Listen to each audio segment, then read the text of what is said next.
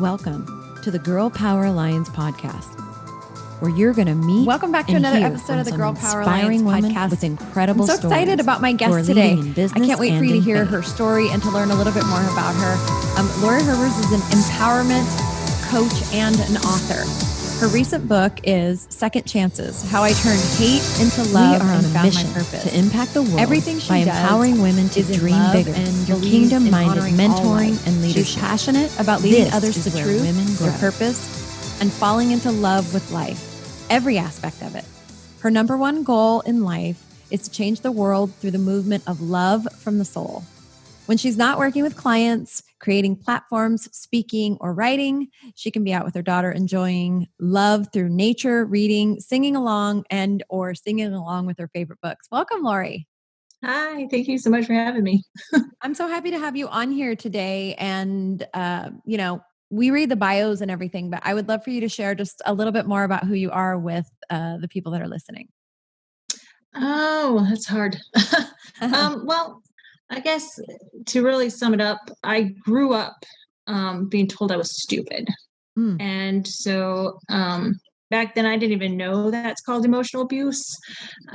So I just thought it was normal for parents to treat you that way. As I grew, and of course that became my belief, was that I was stupid and worthless and unwanted and unlovable. And so that is why my story is about, because I literally was at a point in my life I just hated myself, everything.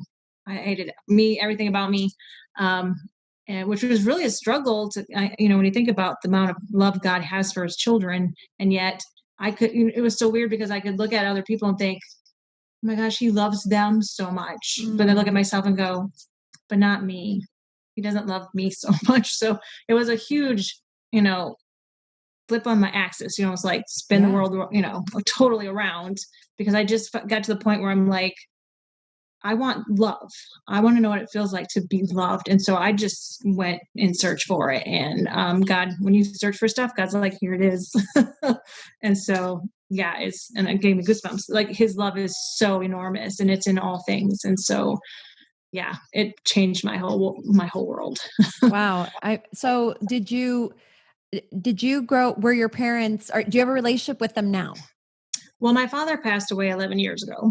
So we were just starting to talk. Like when I would call home, it used to be he would just hand it to my mom. He would actually sit down there and talk for a few minutes, and then he passed away suddenly. So that was like something huge had to go through too. Because a lot of people were like, well, he was so mean. Why do you care? Like, no, because I'll never have what I wanted. Because all I ever wanted was him to tell me he loved me. And I never got to hear him say that to me because he passed away. So, but my mom, And that's another thing I've thought about too, because my mom was always telling me she loved me. But I always just remembered the negative. It's so weird when our perspective, if we just look from the left to the right, our whole world can change. So, So interesting. And so was there a moment of shift where you decided, okay, I know the way that I'm feeling isn't okay.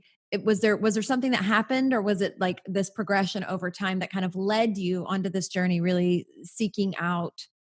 Were you seeking out God, or were you seeking just healing in yourself?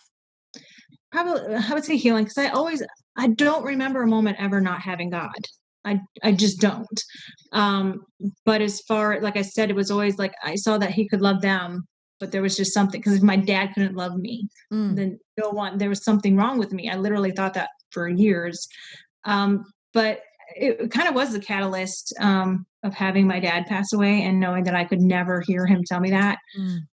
And at the same time, which is weird, because I don't ever, if someone comes to and you're getting married, they tell you it's going to be uneven yoked marriage, don't go, oh, it's fine. It's not. I made that mistake. And so when I went to go bury my dad, he decided that was the best time to leave, because I was living in Kansas. My dad was in Wisconsin. I went home to bury my dad and came back to all the stuff's gone, and he's gone. Gosh, so double trauma. Yeah, it was kind of a lot all at once, but and that's what kind of just really threw me into God, because I'm like, why do you hate me? I literally got to the point where I asked him, like, why do you hate me so much? Because I'm like, I already felt like a failure, and I was told I was stupid, and now my dad was gone and my husband left me. So I felt like an even bigger failure, and it was storming outside. And this is actually partly in my book. It's like, I went out into a storm. Like I really didn't care if I would have got struck by lightning because it was really that storming out. The lightning was right overhead. And I just went in my backyard and I'm yelling at God going, I don't understand why you hate me so much. What did I do? And he was like, why do you hate you so much? And it was so weird because I'm like sobbing in the rain and I just stopped like, because it was true. I did. I'm like, you're right. It's not you. It's me. I'm what's going wrong. So yeah, that was like this huge shift for me in that moment. It started a whole new journey. Wow. You know. That's really powerful. Did you hear an audible sound? Oh yeah. All the time. I ask you that because not many people have experienced that. I've experienced it one time, and it was I wasn't in a storm, but I was in an emotional storm, and I was driving my car and I was weeping and just crying out to God. It was during a really tumultuous time with my relationship with my oldest daughter, and I was just in such despair and grief. And I was weeping. I was crying out to God, bring her back to me. God, why can't you bring her back to me? And I heard an audible voice that's exactly like you explained. It was like he slapped me almost. Yeah. He goes, she's not yours. She's mine. And I went from like, I shouldn't have probably even been driving. I was crying so hard, that kind of ugly crying, to just stopped. And that was a turning point for me too, with my relationship with her, with healing, with really getting out of that moment. I feel like that is such a gift that you had that moment. Yeah. I think he knew that was the only one was listening. Because he's probably, from all these years, he's kept telling me, I love you. And I'm just like, why do you hate me? He's like, what are you talking about? Yeah, he almost had to. It was like a slap in the face. I literally just stopped crying. Like, I so relate. I can so relate to that moment. Yeah. Well, that's an exciting, I mean, I'm so sorry for all the years that you endured such hurt and feelings of unworthiness, but I'm so happy that you have the courage to share your story and that you're using that as the catalyst for writing books, for coaching other women. And can you let's talk a little bit about that. So what were you doing at the time for your job, and then how did that kind of roll into what you're doing now? It's actually kind of similar because education is my background. And so for a while there, I actually went into a building of kids that got in trouble and they were kind of locked up. It wasn't necessarily jail, but it was the step before. So if they weren't getting it together and they hit 18, they could have, wound up in jail. And so I loved that job, like to empower those kids and let them, I'm like, you're amazing. You don't even understand how amazing you are and what people are saying to you. You don't have to listen to that. You can prove them wrong. I don't know how many kids I always said, well, they said I'll never prove them wrong. Wow. Prove them wrong. And then you can look back and be like, because like for me, being told I was stupid. And then even in high school, my senior year, I was told I wasn't smart enough to go to college. So I didn't. And now I have a master's degree. So it's like, prove them wrong. So, yeah. And I think part of it, God had been calling me because I'd been journaling with him for years and he kept telling me that I was going to be helping all these people. And I even remember that was another time I heard him very distinctly when I was finishing. I was going to student teaching and he was like, you're going to counsel other people. And I'm like, I'm not even done my teaching degree. What are you talking about? And I didn't realize that's what he meant. This was what he was meaning back then. I was like, what are you talking about?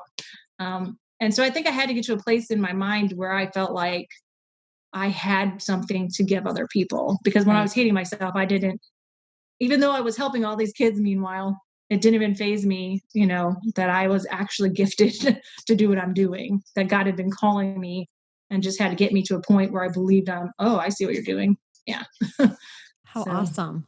So when did you start coaching then specifically? On purpose? Yeah, on purpose. Actually, really on purpose wasn't until this like March when COVID really hit and I was sitting at home. Yeah. Well, I think there was another point where God really wanted me. And it was funny because my daughter and I talked about that because, our minds are so powerful and God's power works through us that we both stopped and were like, did we do this? Did we have a part to do with this? Because we'd been complaining for so long that like, I need some time to sit down and but I was always going. And then that happened. And I was like, a whole bunch of people in the world must have been wanting the same thing. It kind of felt like, because some people were seeing it, and yeah, it's COVID is whatever, but some of us that actually had all that free time really went inward and Yeah. up, A lot and of people really was did. like, what am I really here for? What is my purpose? And so it really, really opened it up to that. I mean, because I've been doing it for years. I Right. was that go-to. All my friends always came to me whenever something was going wrong or they wanted to be empowered. I was that go-to girl. I just never saw it as something people could pay me to do. So yeah, I had to I think that was a mindset I also had to shift, that, this is an actual gift that God gave me, and that, Yeah. in order for me to keep doing it, it's like an exchange. It wasn't so much that they need to pay me. It was more of an exchange of, I'm helping you to heal and you're helping me to keep a roof over my head. Like I had Yeah. to, get that out of my head, that I could ask them, to pay me to help them. So yeah. I think that goes to that subject of being able to charge for for your gifting. I think Mm-hmm. that, that's a deep seated thing that goes back to, your understanding and knowing your own worth and value. And so of course, it's kind of it's a recurring thing. When I would venture to guess that the longer that you have done this and you see the incredible impact that you're having on people, that it will actually get easier for you, because you'll see Mm-hmm. how I mean, there really is no, yes, you're charging, but there is no monetary value for the impact that you're having on people's lives. You'll never really know. I mean, really, there isn't a monetary value, because they're paying you for a time exchange, but the impact that you're having on people's lives will last for the rest of their lives for Mm-hmm. them. And Yep. the people that are in their life, I mean, you'll never, not until you get to heaven, will you ever really know the incredible value of your impact, of your gifting, of all the things that you went through. And I'm really struck by something. Before you even began this journey that you're on now, when you were working with children and still feeling so, bad about yourself internally, Mm-hmm. you were doing the opposite. You were empowering and speaking words of life into these kids day after day. The thing that you so desperately needed in your own heart that you didn't get. You didn't get that. And you were giving away that thing. I'm so passionate about that philosophy of the seed and the sower. You were planting seeds, Laurie, over and over, year after year, in these children's minds and hearts. And, you're beginning to, you know, reap the harvest of that. And it's a beautiful thing. Yeah, I can't even tell how many times something would come out. God would just speak through me, and I'd go, "Oh, yeah, that's good." I needed to hear that, and Yeah. and that was another thing that took me a while to get used to too, is allowing him to be, his mouthpiece, the vessel that he's speaking through. So, So will you speak on that a little bit? Because I think that you're not alone. I think that a lot of people struggle. Like, so can you speak to like developing that skill? Really, that's a skill. yeah, it's the one thing that I've really learned too, is our intuition is God breathed, like He breathes through our intuition, and so. And also, like, I tell people who want to know, like, they want to change, like, right now, it's almost like a dimmer switch, like the light that has the dimmer. God, if He full on came with His bright light, you would probably explode. I always try to tell them that much. Like, you have to step in little bits at little bits, just like hearing His voice is little, little, little. And He's not going to keep telling us more if we're not listening to when He's talking Wow, just a little. powerful. And so you have to, you know, hear what he's saying and actually implement whatever he's telling you to do. Because if you're not, then that voice gets quieter until you just don't hear it anymore. So you have to reverse it.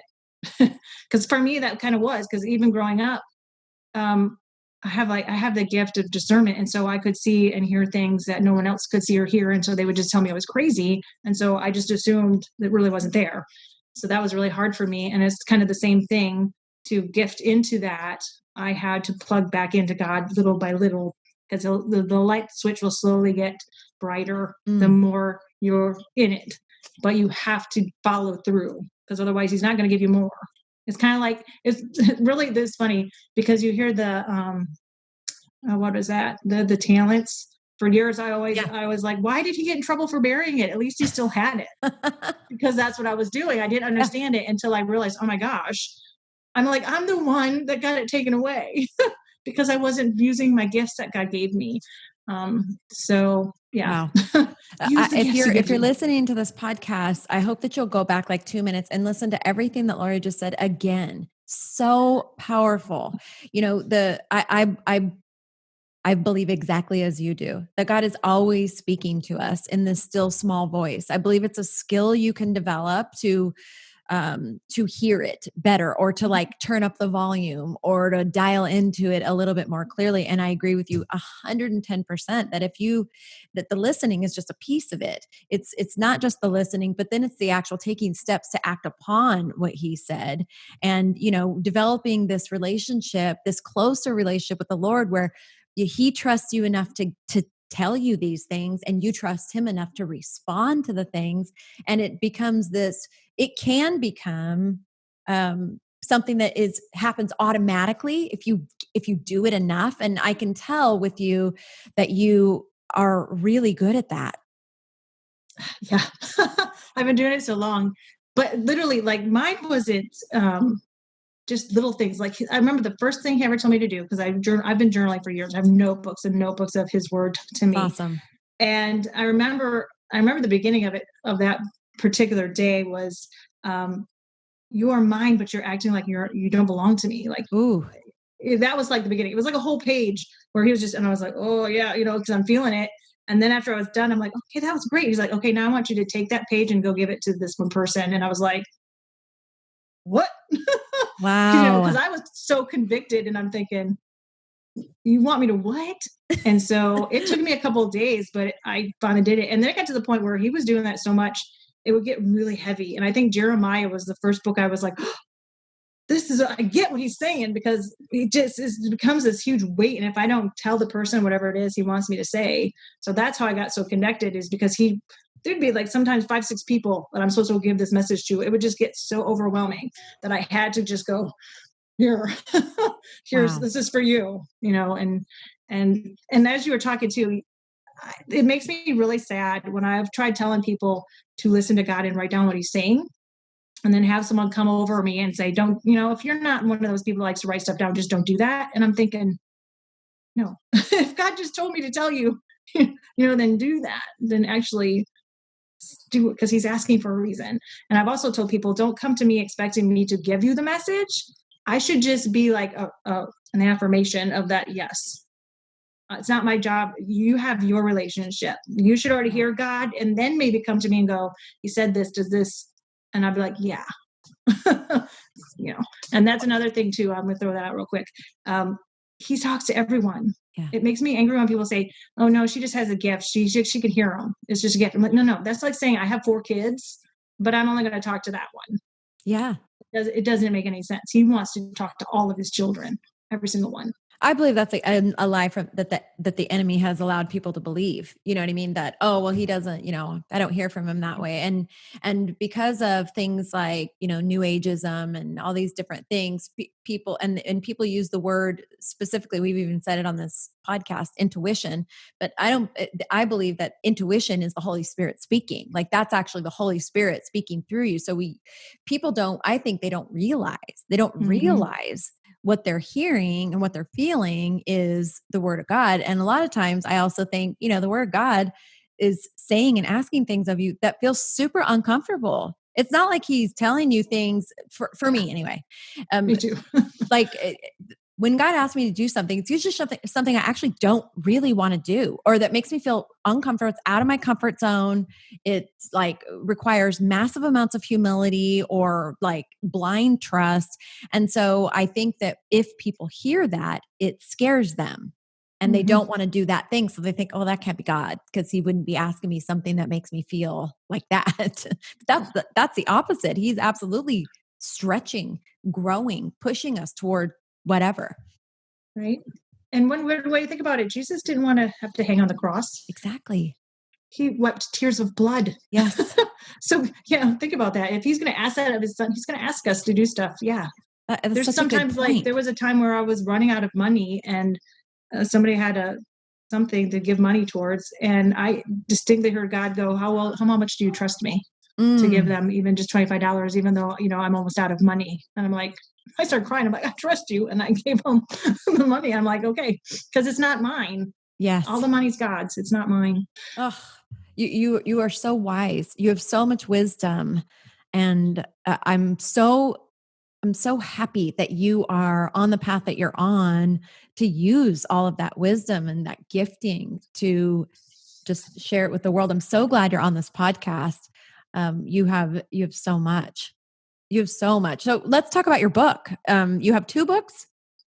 I do. One I need to fix. I kind of shut it off because, like I said, as I was growing, and at some point in my life, is one of the things when I was digging through all the junk in my subconscious, somewhere along the line, someone had told me that I have no power. God's the only one who has any power. And so I believed that. And so in my first book that I wrote, I don't even know how many years ago, I had mentioned something about God's the only one who has any power. And so I need to fix that. I haven't done it yet because that is absolutely not true. His power comes through us. Yep.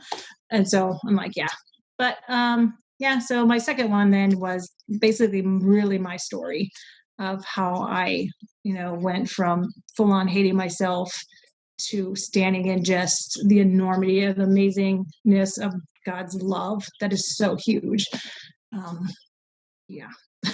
Well, if you are listening to this and you've been looking for somebody to coach you and walk you through just life, I cannot imagine a better person to be aligned with than somebody that is so obedient to the word of God, who's walked through so many trials herself and has come out on the other side, not only empowered herself, but with the gift to be able to help you to do the same thing. And so if people are listening and they want to either buy your books or connect with you, how do they do you do one-on-one only coaching? Tell everybody what it is exactly that you offer. Right now, yeah, if I kind of consider one-on-one my VIP. I do have one program that I did create that's called Turn Loving Yourself into a Habit. You can reach me at solovelegacy.com, which will lead you to how to get my book. It also leads you to a 30-day program I created called Turn Loving Yourself into a Habit. I'm in the process of putting together a free training on 4 reasons why manifesting may not be working for you. Ooh. Because I did that, because really is power in your thinking. And then I'm also going to be, I decided as I've been working with some of my clients that 30 days just it's too much all at once. And so I'm going to be making a longer, it's either going to be 6 months to a year, I'm not sure yet, Wow. program to really, really, really dig in. That's So amazing. that in the works. Yeah. Well, don't worry because all of her information will be available in the show notes. If you're listening to the podcast, if you're watching this on YouTube, it'll be right below the video in all of the details about this video. And if you're wondering why I'm wearing glasses now and I wasn't a second ago, it's because the whole thing got cut off and we had to wait for my whole house to reboot. So one of the joys of technology, but we're back and we finished up. And I just want to say to you, again, thank you so much. You are a remarkable woman. You've overcome a ton. You have so many giftings and talent, and anybody that gets the opportunity to connect with you and work with you is very, very blessed. So thank you for taking the time out of your schedule to share with us here. And I hope it's not the first time. I mean, I hope it's not the only time. How about that? It probably won't be. Awesome. Thank you so much. Thanks. Even though we had some technical difficulties, that podcast was absolutely unbelievable. I, only attribute to major technical problems like that to when there are forces that try to stop a good word. And boy, that podcast was full of a good word. If you are already a part of the Girl Power Alliance community, then you get to be blessed even more by the amazing Laurie Herbers because she is our featured course contributor this month for the month of November. So what a blessing that is. She is a remarkable woman, and hopefully you could feel that through every word that she said on that podcast. And if you're not already a part of Girl Power Alliance, if you want access to Laurie Herbers' course and all the other features that we have, Jesus at the Mat, Eating with Intention, Faith and Fitness, and just amazing course contributors every month and more, there's more than that, head over to girlpoweralliance.com and become a part of this amazing family you automatically have access to the Bloom Summit, which is coming up in less than 2 weeks. So excited about that. If you are not a member and you still want access to the Bloom Summit, head over to thebloomsummit.com and get registered. We have 7 amazing speakers who are going to knock your socks off. I know that this is going to be a transformational weekend. So with that, I will just leave you with one thing. What are you waiting for? It's been a heck of a year, and it's time to shift the atmosphere around you. It's time to surround yourself with women that are going to ask you to grow, or who are going to help you to grow, who are going to equip you, encourage you, and empower you to grow in your faith, in your business, in every area of your life. We have an amazing community of women here, I'll tell you that. And Girl Power Alliance is where women grow.